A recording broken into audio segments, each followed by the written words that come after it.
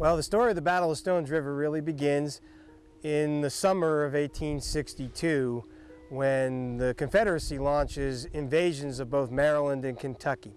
As both of those invasions are turned back at the battles of Antietam in Maryland and Perryville in Kentucky, still it kind of set the Union war effort back pretty badly and led to kind of a political backlash, and it left President Abraham Lincoln really needing a victory sometime before the end of the year of 1862. The end of December sees a lot of activity. You've got the big Army of the Potomac in Virginia will go out and fight a battle at Fredericksburg. Over along the Mississippi River, you've got the Army of the Tennessee under General Grant will fight a battle at Chickasaw Bluffs outside of Vicksburg. And that leaves just the Army of the Cumberland with its new commander, William S. Rosecrans, about 43,000 men strong. When they move out of Nashville on the day after Christmas, 1862, they are the only army that can get Lincoln the victory to kind of turn around morale in the North and give him that victory to support the Emancipation Proclamation. The Union Army takes about 4 days to get here. It takes us about a half hour to an hour by car. But they were fighting off Confederate cavalry and Mother Nature. When they finally arrive here on the evening of December 30th, 1862, they'll stretch in lines from the Stones River to the north, running to the south for nearly 3 miles. The Confederates are in lines roughly parallel to them with their backs to the city of Murfreesboro. And the two generals, General Braxton Bragg, who commands the Confederate Army of Tennessee, and General William Rosecrans, commanding the Union Army, will sit down and make their plans of attack. And while those two generals are coming up with those plans, the men are out here in the mud trying to get what sleep they can. The Union Army, and nor the Confederates, in fact, there are no tents or anything like that. They're all just out in lines waiting for the coming fight the next day. And during the evening, the military bands of both sides start trying to raise men's spirits by playing some music. And then somewhere around 10 o'clock, just before the call for lights out, where everything would get quiet, one of the bands, and nobody knows who, struck up the tune Home Sweet Home. And the story goes that that song started to get picked up by every band up and down the 3-mile-long line, and even thousands of the men began to raise their voices in song. And then when it all came to a close, you really didn't need a bugle call to make it quiet on the battlefield, because I bet you could have heard a pin drop, because every one of those 81,000 soldiers is now contemplating Home Sweet Home, and the fact that it's quite obvious some of them are not going to make it.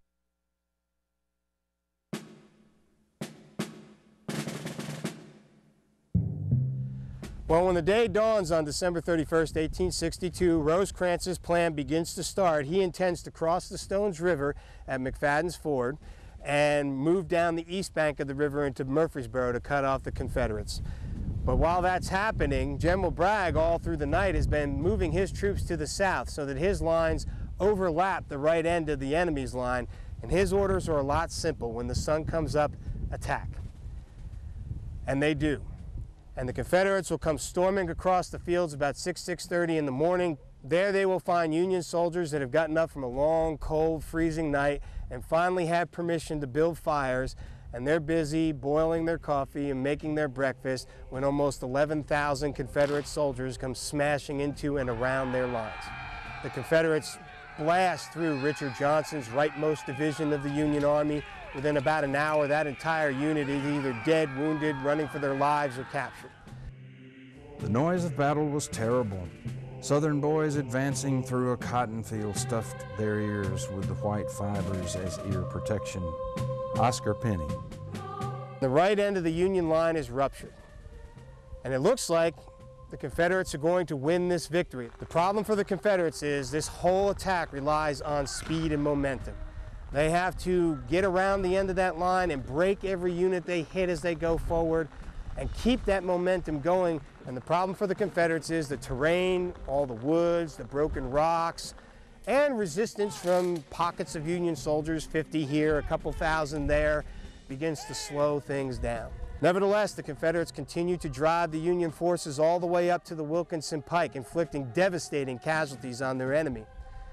There, though, Philip Sheridan and James Negley, two other division commanders in the Union Army, have been putting up a pretty stubborn defense. Sheridan has been giving ground grudgingly, turning his lines ever so slightly, step by step, to keep the Confederates from getting around the right end, until finally they form a V with Sheridan facing directly to the south across the Wilkinson Pike and Negley perpendicular to him along McFadden Lane. That's about 10 o'clock in the morning. Now, those two units, about 5 Union brigades, will then for the next 2 hours tangle with nearly half the Confederate Army in the trees and the fields and the big limestone outcroppings, and they will beat back the attacks of nearly 9 Confederate brigades. They're outnumbered more than 2 to 1 until about noon. And finally, a concerted Confederate effort will drive first Sheridan's men away and then nearly trap some of Negley's men in those big boulders that seemed like such a great place to hide and protect yourself while fighting. Well, they now become a death trap as those men try to work their way out. And the place later does actually become called the slaughter pen for the terrible losses that both sides would suffer there. And so it seems that the Union is still losing. If you're following this battle from the beginning to end, by the time Sheridan and Negley are driven off of the field, that's half the Union Army that has been beaten into retreat.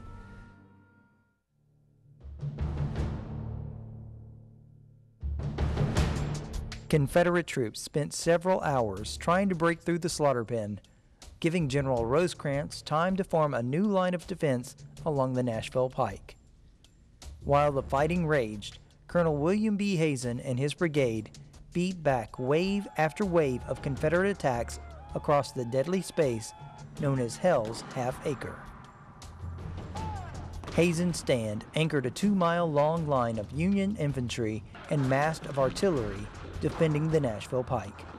Confederate charges surged towards all afternoon, only to be bloodily repulsed by the deadly fire of dozens of cannons and thousands of muskets.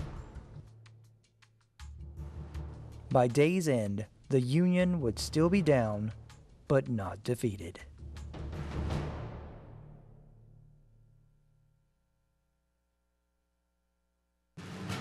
The enemy has yielded his strong position and is falling back. We occupy the whole field and shall follow him. God has granted us a happy new year. General Braxton Bragg.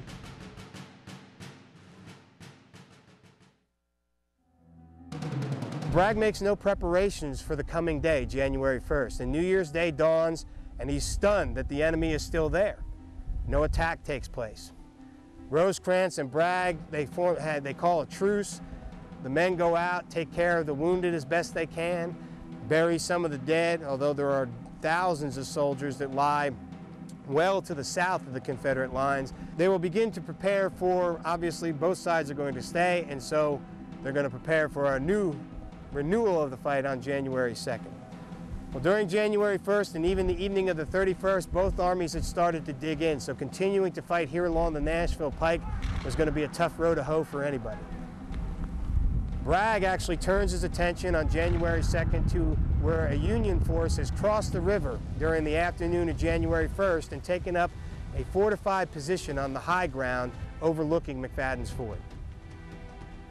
He orders John Breckinridge, who was covering those eastern approaches to Murfreesboro, to attack and take that hill. Bragg needs to get the victory he's already announced, and to do so he must take the high ground. Breckinridge's 4,400 men will load one round and fix bayonets. Their artillery will open up and engage the 57 Union cannons that are lined up along the west bank of the Stones River, trying to distract them. And then the Confederates will emerge, run as fast as they can across about a half-mile of open field. They will reach the base of the hill that the Yankees have. They will exchange a firing with the enemy, and then they will charge, screaming the rebel yell up the hill. And in fact, they will drive the Union troops right up over the top of the hill, and that'll be the end of it. Or they think. They've taken the hill. And now there goes the enemy down towards the river. Well, good military doctrine says if you got them on the run, keep them on the run. And so the Confederates start down the slope of the hill towards the swollen Stones River. And that's when the Union artillery, having dispatched its Confederate counterparts, has now turned all 57 of those cannons on the mass of gray coming down towards the river. They opened fire, and about 30 minutes later, more than 1,800 Confederate soldiers lie dead or wounded along the banks of the Stones River. Well, needless to say, that blunts the Confederate attack. Union forces will surge back across the river, drive the remaining Confederates back to their starting point at Wayne's Hill, and the Battle of Stones River comes to a close with both armies essentially occupying the same ground they had the day before. But now the Union has about twice as many men on the east bank of the Stones River as Breckinridge has, and his guys are beaten. All Rosecrans has to do is go back to his original attack plan, push through what's left of Breckinridge's division, get into Murfreesboro, cut off the Confederate retreat route, and he's right where he wanted to be back on the morning of December 31st, 1862. The Union Army moves into Murfreesboro on January 5th, and they declare victory. Lincoln gets his victory, and it hits the papers and bolsters Northern morale at a time that it's needed most. It helps support that Emancipation Proclamation and now sets this war into one that not is one simply to restore the Union, but one that will remake us as a nation. Above all, the sturdy rank and file showed invincible fighting courage and stamina, worthy of a great and free nation. General William Rosecrans. When it's all over and the Union Army starts going out to do the burying and try to deal with the wounded, they will find when the final tally is done that nearly 24,000 of the 81,000 soldiers that fought here ended up as casualties, either killed, wounded, or captured. I can never forget, whilst I remember anything, that about the end of last year and the beginning of this, you gave us a hard-earned victory, which, had there been a defeat instead, the nation could scarcely have lived over. President Abraham Lincoln.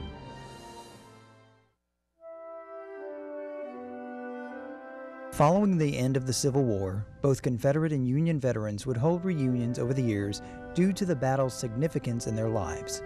25 years after the war, Congress established the first national battlefield at Chickamauga. More battlefields would follow, including the Stones River National Battlefield.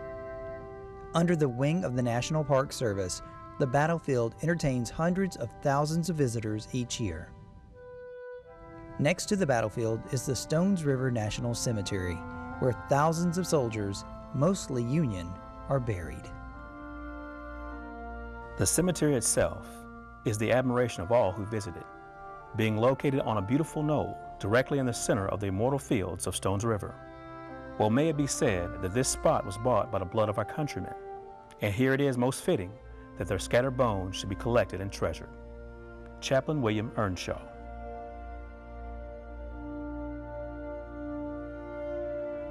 While it sees so many visitors annually, the Stones River National Battlefield also maintains strong ties to the city in which this great battle was fought. Reaching out to the community here in Murfreesboro adjacent to the park is absolutely critical. We want folks to feel like this park is their park. Coming to learn about the history is certainly important, taking advantage of ranger activities, but visitors also have an opportunity to come and enjoy a hike, a walk, riding their bicycle, jogging, walking their dog, looking for those beautiful wildflowers and the incredible numbers of birds that we've got. We have an opportunity to go out to a variety of different community groups, whether it's the Boys and Girls Club, whether it's the Rotaries, whether it's the community, the chamber organizations, and help them understand the breadth and depth of the experience that visitors can have here in their own backyard. The Stones River National Battlefield offers numerous exhibits, interpretive programs, scenic stops, and the opportunity to reflect on the vital role and impact this battle had during the course of the Civil War. Stones River National Battlefield is very important as you look at the context of the Civil War. And it's important that visitors come and understand its role in that very historic conflict that we had as a country. Well, it's important for us to be here and telling this story to visitors who come from all over the country and in fact all over the world to kind of delve into this story, not just of the Battle of Stones River, but of our American Civil War, because Civil Wars are not unusual, sad to say, but our Civil War is unique in a lot of ways because we still, when we talk about ourselves as a nation, a lot of what we look back to as what makes us uniquely American comes from the Civil War. I think national parks and Stones River National Battlefield are important for the American people in that they provide a place where we can actually walk on the ground where significant events occurred in our history. We can gain a deeper understanding of our country's past, of who we are today, and maybe have a sense of how this can help us move into the future. Stones River, the Battle of Stones River was a major Civil War battle, had a significant impact on the outcome of the Civil War, and really helped shape who we are as a people today. We just want to really reach out and provide an active invitation for visitors to come and visit us. You can visit our website at www.mps.gov/STRI. Call the office here at 615-893-9501. Come early and come often and learn our part of your history. Come see us at Stones River National Battlefield.